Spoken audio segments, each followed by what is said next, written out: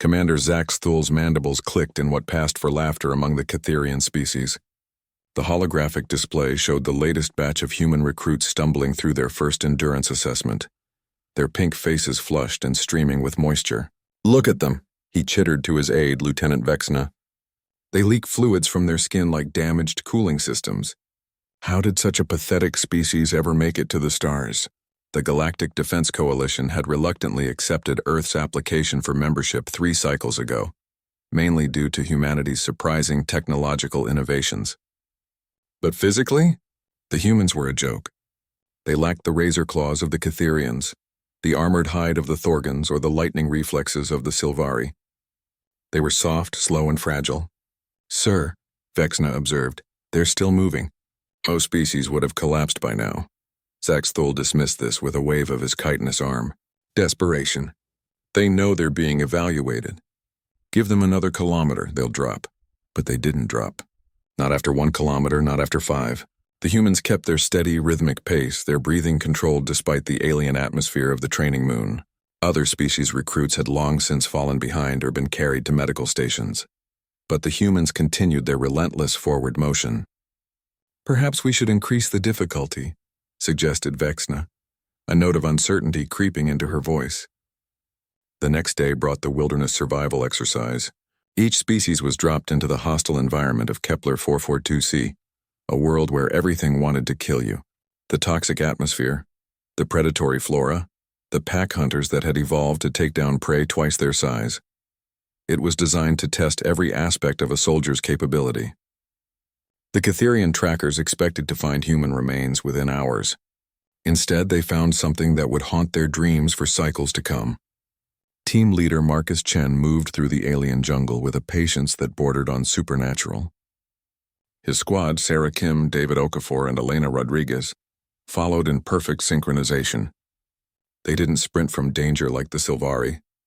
They didn't charge through obstacles like the Thorgans. They simply persisted. When the first pack of Vrultek, 6-legged predators with titanium-hard fangs, picked up their scent, the humans did something unprecedented. They ran, not in panic but with calculated precision, mile after mile, hour after hour, through toxic swamps and across jagged mountain passes. The Vrultek were apex predators, capable of bursts of speed that could catch a hover bike. But after 20 kilometers, their powerful muscles began to fail. After 40, they were struggling to breathe. After 60, the pack leader collapsed, its massive heart unable to sustain the pursuit. The humans jogged on. "This is impossible," Zax Thul muttered, watching the tracker feeds in disbelief. "The thermal readings show they're barely elevated. How are they not exhausted?" Dr. Yila Noreen, the Coalition's xenobiologist, had been studying the human data with growing fascination. "Commander, I think we've been measuring the wrong things. We've been looking at their sprint speed, their lifting capacity, their reaction times, but we missed something fundamental, which is, they're not built for power. They're built for endurance. Look at their physiology. Those cooling systems you mocked, they're the most efficient heat regulation system we've encountered. Their cardiovascular system can operate at sustainable levels for hours. Their metabolism can switch between different fuel sources mid-activity.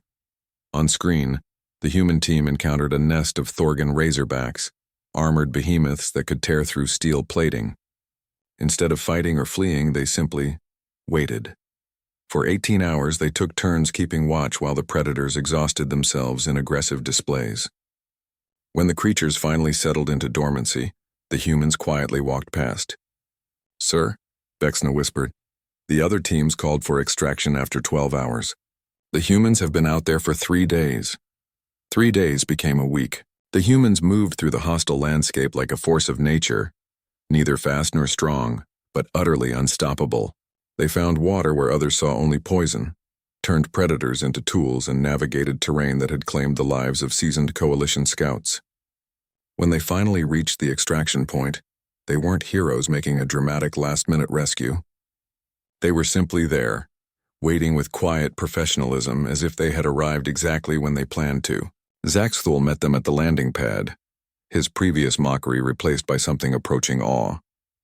"How?" he asked simply. Marcus Chen, still barely breathing hard despite the week-long ordeal, shrugged with characteristic human understatement. We just kept going, sir. That's what humans do. Dr. Noreen later published a paper that revolutionized coalition military doctrine. Humans weren't the fastest or strongest species, but they possessed something far more valuable: the ability to outlast anything the universe could throw at them. They were persistence predators on a galactic scale, capable of pursuing objectives across star systems and decades if necessary. The coalition's recruitment protocols were quietly revised. Human endurance specialists became the backbone of long-range reconnaissance, siege operations, and deep space exploration missions. Where other species saw impossible odds, humans saw Tuesday. And sometimes, late at night in the officers' mess, Zaxthul would tell younger officers about the day he learned the most terrifying truth about humans. They weren't built to win quickly. They were built to never stop trying. The humans had taught the galaxy a simple lesson. In a universe full of predators, the most dangerous creature might just be the one that refuses to quit.